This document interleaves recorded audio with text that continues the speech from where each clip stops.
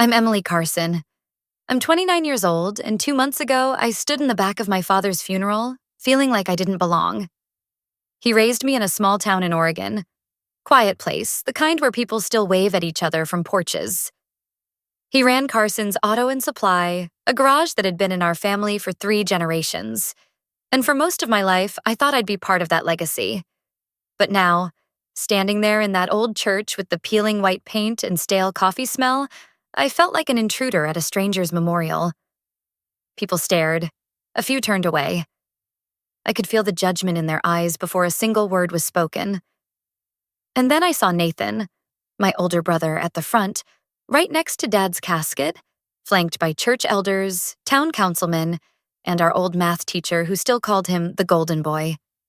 Nathan didn't even glance my way. I hadn't seen him in 6 years. Not really. A few terse holiday texts, a single rushed phone call when Mom passed. But ever since I left town to become a freelance illustrator in Seattle, we'd barely spoken. I thought it was just the usual drift between siblings. I was wrong. When the service ended and people moved toward the reception hall, Nathan finally approached me. His voice low, but just loud enough for others nearby to hear. "Look who decided to show up," he said, smiling without warmth. "Didn't think the art world gave you time off for things like family." I swallowed hard. "I came to say goodbye to Dad." He snorted. "Sure. Or maybe you came to make sure you're still in the will." That stopped me cold. I hadn't even thought about the will. Honestly, I didn't know Dad had anything left to pass down besides the garage. But the way Nathan said it, so casually cruel, set something off in me. I looked around. People were watching, pretending not to. Some whispered.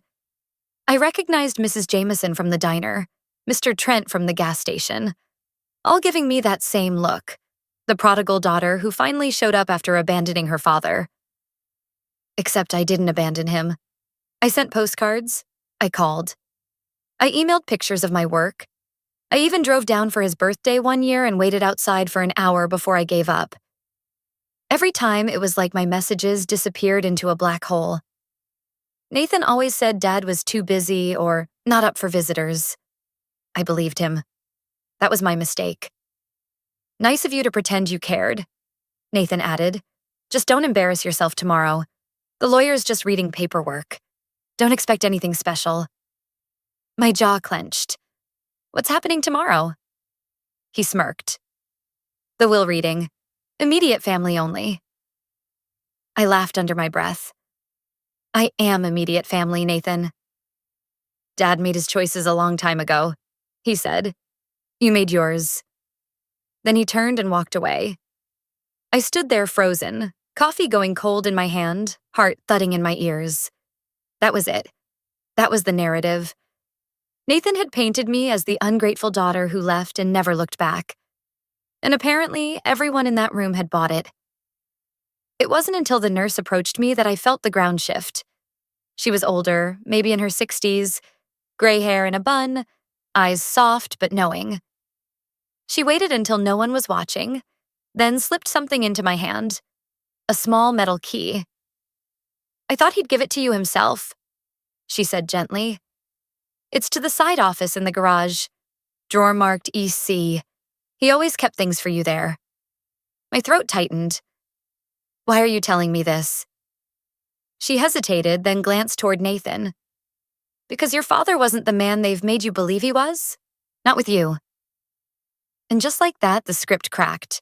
I didn't know what was in that drawer. I didn't know what truth might be waiting in that small concrete garage behind our house. But I did know one thing. Whatever Nathan had been hiding from me all these years, I was finally going to find out. I waited until close to midnight before I drove over to the garage. It hadn't changed. The same rusted tin roof, the chipped paint on the office door, the same flickering porch light Dad always said he'd fix but never did. I stood outside for a moment, just breathing. I hadn't set foot in this building in nearly 7 years, but my body still remembered. The smell of grease and engine oil, the cold snap in the air from the broken heater, the echo of my own laughter from when I was a kid, playing behind the front desk while Dad worked under the hood of someone's truck. I slid the key into the lock, and the door opened without a sound. Inside, it was quiet. Cleaner than I expected, but stripped of warmth. Like a room emptied of its purpose. Then I saw it. The desk, tucked behind the glass wall of Dad's private office.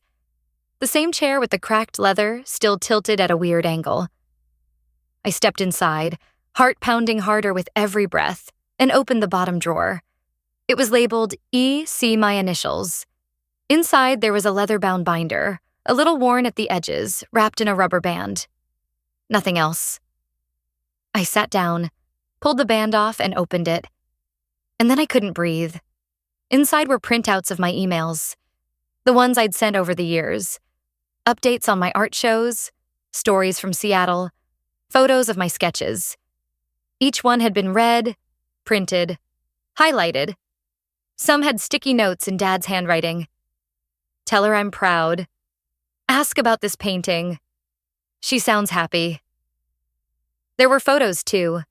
Magazine clippings, screenshots of my name from gallery sites, even a printout of a blog post from a local Seattle reporter who'd done a profile on me. And tucked near the back, my very first art school acceptance letter. The one Nathan said Dad tore up.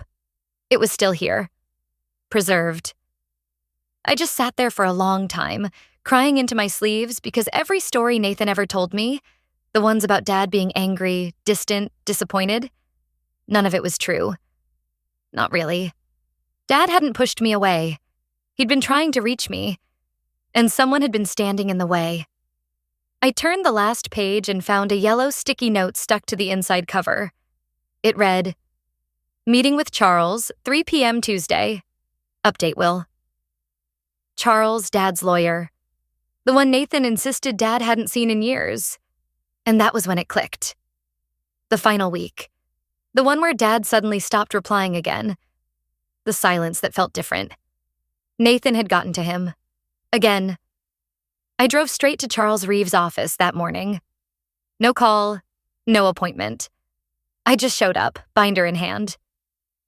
He looked startled when I walked in, but when I placed the binder on his desk and opened to the sticky note with his name on it, his entire face changed. He looked like someone realizing they'd been used. He pulled off his glasses. "Your father was supposed to see me the week he passed." "He didn't cancel, did he?" I asked, even though I already knew the answer. "No," Charles said slowly. "He missed the appointment. That wasn't like him." I opened to one of the pages, the one with my email about my gallery show. "He wanted to change the will, didn't he?" Charles hesitated, then nodded. "He was going to update the beneficiary list. Said he'd made a mistake." A mistake. That word hit me harder than I expected. I don't know why. Maybe because I still wanted to believe Dad hadn't really chosen to leave me out. "I need to know the truth," I said. "Please, did my dad actually disown me, or did someone make that decision for him?" Charles leaned back, quiet for a long time.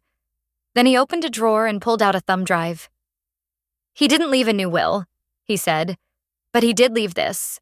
A message. Said it was for you, if you ever came looking." My hands shook as I took it from him.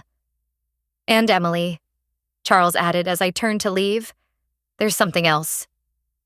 A week before your father's death, someone from Nathan's office called. They canceled his power of attorney update." I froze. "I thought it was strange at the time," he continued, "but now I'm starting to wonder who actually made that call." I didn't say anything. I couldn't. But in that moment, everything in me shifted. My whole life, I'd been told I walked away from my father. But maybe someone else locked the door behind me. I didn't sleep that night. Not even a minute. I sat at my kitchen table in the Airbnb, staring at that USB drive like it might explode. I must have turned it over in my hands 100 times, but I couldn't bring myself to plug it in. Not yet. I needed to be ready. I wasn't. The next morning, I called Charles and asked if I could watch the video in his office. He agreed without hesitation. "You should see it in a place where you'll be supported," he said. But that's not why I went. I didn't trust myself to do it alone. Charles dimmed the lights in the conference room and set the laptop up on the big wooden table. I sat across from him, arms crossed tightly, trying to steady my breathing. He pressed play, and there he was, Dad, alive. Calm, his voice a little slower than I remembered, his eyes more tired, but still him. Still my dad. Emily, he said, if you're watching this, I guess I ran out of time. I covered my mouth with both hands. He went on to explain that he had recently uncovered some serious misunderstandings between the two of us, that he'd reviewed communications that had been kept from him, and that it broke his heart to realize how far the wedge had been driven. He didn't name Nathan directly, but the way he said someone close to me has been filtering the truth left no room for doubt. He looked into the camera, and I swear I could feel him looking right at me. I was wrong not to question it sooner, he said. I should have called you directly. I should have tried harder. But I let my pride win. That's on me. I could barely breathe. He ended the message by saying he was planning to meet with Charles to revise his estate plan, and that he hoped I would be willing to take a more active role in reconnecting with the family business, whatever that meant. And then he said something that hit me like a sucker punch. I left behind a second folder in my office desk, under the drawer taped to the bottom. You'll know what to do with it. I looked at Charles. He nodded once. If it's still there, we need to find it now. We drove straight to the garage. I didn't even wait for him to park before I jumped out. Inside the office, I dropped to my knees and yanked open the desk drawer. I reached underneath, and there it was. A manila folder duct taped to the wood. It came off in one hard pull. I sat on the floor, heart thudding as I opened it.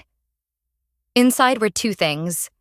A printed draft of a revised will dated just 2 weeks before Dad died, and a phone record, a call log, from Nathan's number, to Charles's office, the day Dad missed the appointment. And that wasn't even the worst part. The call was made from Dad's home line, meaning Nathan was in the house when he called pretending to be Dad. I felt sick. Charles took the document, scanned it, then looked at me with the kind of stunned expression people get when the truth is uglier than they ever imagined. This is fraud, he said quietly.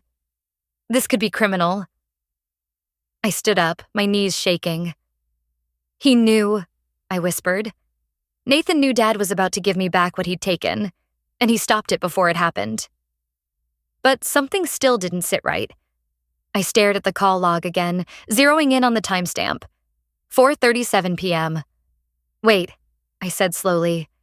Dad called me that day, at 6. He sounded weird, cold, like he didn't want to talk. Charles frowned. That was after this call? I nodded. Something clicked.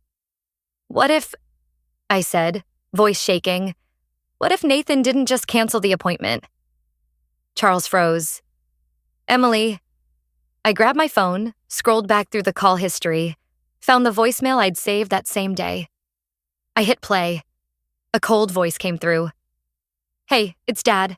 I'm busy. Don't come by. We'll talk later. But it wasn't his voice. Not really. It was off. Robotic. Strained. And then I realized it wasn't my father. It was Nathan, reading a script, using Dad's phone. My knees buckled. Nathan hadn't just blocked me. He had impersonated my father. I never thought a voicemail could gut me like that. I listened to it 3 more times that night, each time catching another clue. The way the voice paused mid-sentence, the forced tone, the way it avoided calling me by name. It wasn't just cold. It was off-script, like someone trying to imitate a memory they'd never earned. Nathan didn't just cancel Dad's will revision. He became him. For one message. And for 6 years, I believed that voice was my father pushing me away. I barely slept again. But this time, not from grief. From rage.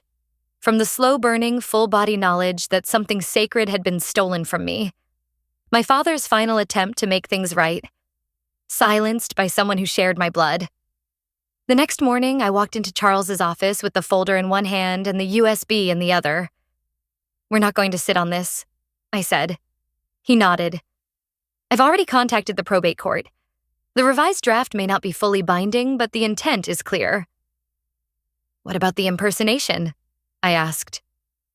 Charles's eyes narrowed. That's where it gets interesting. Apparently in Oregon, impersonating someone to interfere with legal documents, especially involving an estate, isn't just unethical. It can be felony-level fraud, which meant if we had enough proof, we could force a formal hearing. Not just to challenge the will, but to expose what Nathan had done. Not behind closed doors, publicly. That night, I sat down with my laptop and opened a blank document. I typed a letter to the entire board of Carson's Auto and Supply, Dad's longtime business partners, investors, and community reps. The people Nathan had been parading in front of like he was king of the castle. I told them everything. Not with bitterness, not with drama, just facts. That my father had intended to change his will. That those changes were deliberately blocked.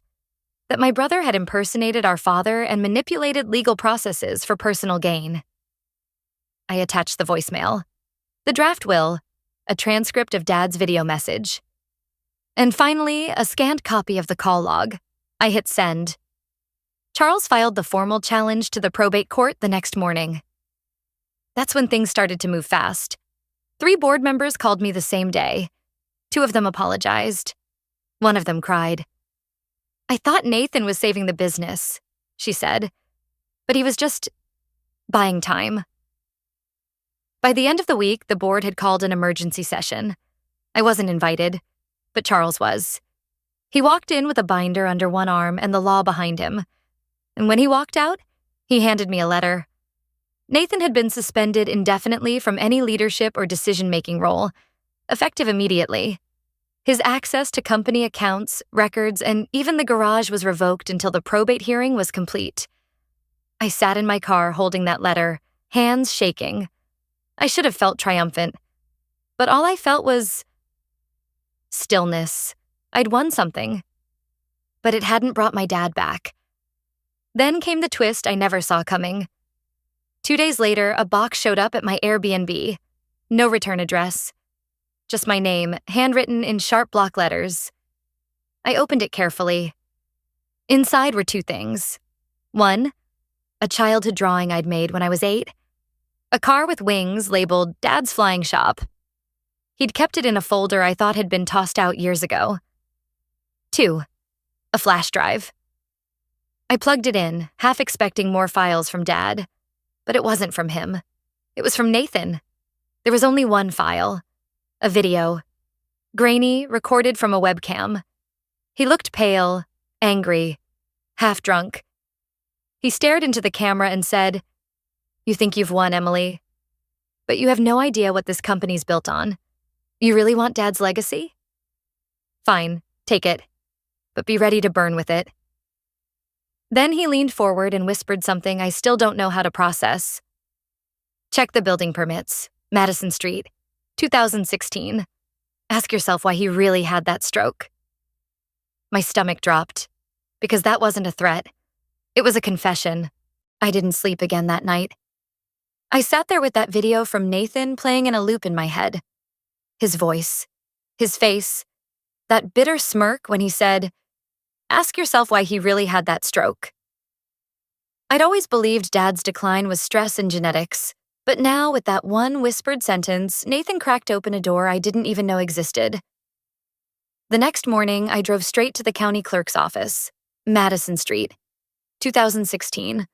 A file number etched itself into my brain the moment the clerk slid the folder across the desk. It wasn't thick, but it didn't need to be. The contractor listed for the Madison Street warehouse renovation? A shell company. One that had quietly dissolved a year later. And the permits? Rubber-stamped by a now-disgraced city inspector who'd been caught in a bribery scandal, one Dad never talked about. At the back of the file was a safety report, a failing one, dated 3 weeks before the warehouse miraculously passed its inspection. And the signature on that falsified form? Nathan Carson. My brother had not only sabotaged our father emotionally, He'd involved him in criminal shortcuts Dad probably never even knew about. And the stress, the fallout, the silence around that deal? It lined up with the week Dad collapsed. This wasn't just manipulation anymore. This was harm. 2 days later, with Charles's help, we submitted everything to the state attorney general's office. Emails, contracts, voicemails, the forged safety documents, the timing of the canceled will revision. And finally, Nathan's own recorded words from the flash drive. It didn't take long. The ethics board opened an investigation into Carson's auto and supply. Nathan's name was officially removed from every company document.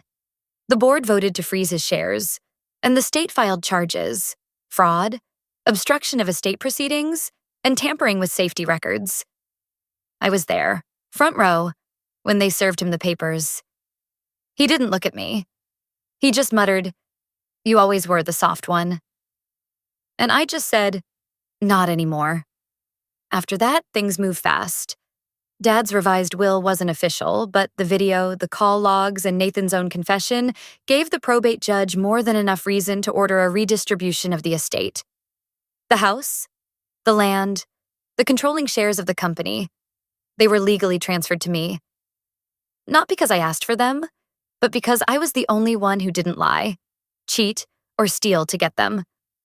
I spent the next 3 months quietly rebuilding what Nathan almost burned down. I hired a real compliance officer, fired the shady contractors, paused 2 projects that didn't pass inspection. And then, one evening, I stood alone in the same garage office where Dad kept that binder with my name on it. I looked at the photo of him on the wall, the one from when he opened the shop. Just 28 years old, grease on his hands, hope in his eyes. "I got it now, Dad," I whispered, "and I won't run it like he did." You know, people think revenge means rage, fire, screaming matches. But sometimes it's a woman in an empty office, signing her name where his used to be, and knowing without needing a single damn apology. She won. Trust your gut when the story doesn't feel right, especially when the people telling it benefit from you staying silent. I lost years with my dad because I let someone else control the narrative. Never again. If this story hit close to home, or if you've ever had to claw your way back from a lie someone else built about you, share it in the comments. I'd love to hear how you found your way through. And if you want to hear more stories like this, real, messy, sometimes painful but always honest, stick around. Thanks for listening. Truly.